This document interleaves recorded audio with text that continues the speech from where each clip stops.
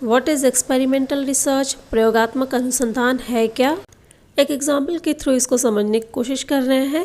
आज जो कोरोना है ये पूरे संसार में फैला हुआ है, पूरे वर्ल्ड में फैला हुआ है। साइंटिस्ट क्या कर रहे हैं? साइंटिस्ट लैब के अंदर डिफरेंट मेडिसिन्स का इस्तेमाल कर रहे हैं कोरोना सैंपल्स के ऊपर, जिससे कि पता चले कि जो डिफरेंट मेडिसिन्स हैं इनमें से कौन सी मेडिसिन जो है वो इफ़ेक्टिव है इस बीमारी को दूर करने के लिए। साइंटिस्ट क्या कर रहे हैं यहाँ पे? मैनिपुलेट कर रहे हैं इंडिपेंडेंट वेरिएबल को। इंडिपेंडेंट वेरिएबल यहाँ पे मेडिसिन्स हैं, उसका असर किस पे देखने के लिए? डिपेंडेंट वेरिएबल कोरोना वायरस पे देखने के लिए कोरोना जो है यहाँ पे डिपेंडेंट वेरिएबल होगा। Meaning of experimental research. Experimental research की मीनिंग क्या है? अभी हमने एक एग्जाम्पल देखा है, उसी के अकॉर्डिंग हम एक्सपेरिमेंटल रिसर्च को डिस्क्राइब करेंगे। Experimental research is a scientific and systematic method of research. Experimental research जो है वो साइंटिफिक और सिस्टमेटिक मेथड है रिसर्च का। साइंटिफिक क्यों कहा जाता है? साइंटिफिक इसलिए कहा जाता है क्योंकि ये कॉज और इफेक्ट के रिलेशनशिप पे वर्क करता है। सिस्टमेटिक मेथड है, मतलब एक स्टेप को फॉलो करने के बाद ही हम दूसरा स्टेप फॉलो करेंगे। ऐसा नहीं हो सकता कि हम किसी भी तरीके से या फिर किसी भी स्टेप को फॉलो ना करते हुए रिसर्च को कर दें। जो रिसर्चर होता है उसका वेरिएबल्स के ऊपर, जो इंडिपेंडेंट वेरिएबल्स हैं, जो डिपेंडेंट वेरिएबल्स हैं इसके स्टडी के अंदर, उस पर उनका बहुत ज़्यादा कंट्रोल होता है। जो रिसर्चर होता है वो इंडिपेंडेंट वेरिएबल को घटा करके बढ़ा करके उसका इफेक्ट देखता है डिपेंडेंट वेरिएबल पे। एक्सपेरिमेंटल रिसर्च में एक कंट्रोल सिचुएशन के अंदर जो रिसर्चर होता है वो इंडिपेंडेंट वेरिएबल को मैनिपुलेट करके उसका इफेक्ट देखता है डिपेंडेंट वेरिएबल पे। Characteristics of experimental research. Experimental research की क्या विशेषताएं हैं? सबसे पहला है कंट्रोल। रिसर्चर जब रिसर्च करता है तो बहुत सारे ऐसे फैक्टर्स होते हैं इंडिपेंडेंट वेरिएबल्स को छोड़ करके जो उसकी रिसर्च के रिजल्ट को प्रभावित कर सकते हैं। जो रिसर्चर है वो क्या करता है? वो उन सभी फैक्टर्स को कंट्रोल करने की कोशिश करता है। दूसरी विशेषता है मैनिपुलेशन। इसमें क्या होता है? जो रिसर्चर होता है वो इंडिपेंडेंट वेरिएबल को मैनिपुलेट, घटा या बढ़ा सकता है उसका इफेक्ट डिपेंडेंट वेरिएबल पे देखने के लिए। तीसरी कैरेक्टरिस्टिक्स है ऑब्जर्वेशन। डिपेंडेंट वेरिएबल, मान लीजिए कोई स्टूडेंट्स जो है वो टास्क सीख रहा है, तो क्या उसकी लर्निंग को कोई भी रिसर्चर जो है वो डायरेक्टली मेजर कर सकता है? नहीं। जो रिसर्चर होगा वो टेस्ट स्कोर्स के थ्रू स्टूडेंट्स की लर्निंग के बारे में जान सकेगा। टेस्ट स्कोर्स कहाँ से आएंगे? वो ज़्यादातर स्टूडेंट्स का जो बिहेवियर होता है उसको ऑब्जर्व करके बनाए जाते हैं। रेप्लिकेशन। रेप्लिकेशन मीन्स होता है repetition of the research process.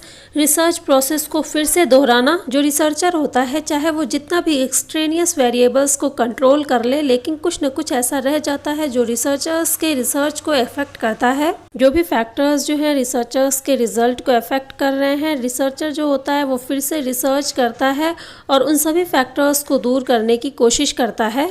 Steps in experimental research. सबसे पहला स्टेप होता है selecting and defining the problem.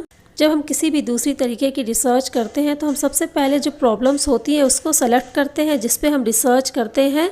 ठीक उसी तरह से एक्सपेरिमेंटल रिसर्च में भी हम सबसे पहले प्रॉब्लम्स को सेलेक्ट करते हैं जिस पे हम रिसर्च करना चाहते हैं। जो प्रॉब्लम होती है हम उसको इस तरह से डिफाइन करते हैं कि उससे जो है हम हाइपोथेसिस बना सकें। दूसरा स्टेप होता है सर्वेइंग द लिटरेचर। रिसर्चर ने जिस टॉपिक को सेलेक्ट किया है रिसर्च करने के लिए उससे रिलेटेड कौन कौन सी इन्फॉर्मेशन अवेलेबल है, टॉपिक से रिलेटेड कितना काम किया जा चुका है, इसको जानने के लिए जो रिसर्चर होता है वो डिफरेंट बुक्स, मैगजीन, जर्नल्स इन सब को पढ़ता है और इन्फॉर्मेशन कलेक्ट करता है। इससे रिसर्चर को ये हेल्प मिलती है कि रिसर्चर जान जाता है कि कौन से काम किए जा चुके हैं और कौन से नहीं किए गए हैं। थर्ड स्टेप में जो रिसर्चर होता है वो हाइपोथेसिस का निर्माण करता है। हाइपोथेसिस क्या होती है? हाइपोथेसिस जो है वो काल्पनिक सॉल्यूशंस होते हैं जो रिसर्चर जो है प्रॉब्लम्स को सॉल्व करने के लिए बनाते हैं। फोर्थ स्टेप में क्या होता है? जो रिसर्चर होता है वो एक्सपेरिमेंटल प्लान को कंस्ट्रक्ट करता है।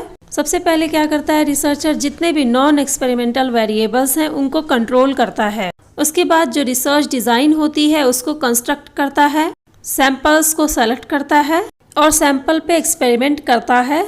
जो रिसर्चर होता है वो इस तरह के इंस्ट्रूमेंट का सिलेक्शन करता है कि वो उसके एक्सपेरिमेंट किए हुए रिजल्ट को मेजर कर सके। नेक्स्ट है जो रिसर्चर होता है वो एक आउटलाइन तैयार करता है कि किन प्रोसीजर्स को फॉलो करते हुए डेटा को कलेक्ट करना है। फिर उसके बाद जो रिसर्चर होता है वो हाइपोथेसिस बनाता है।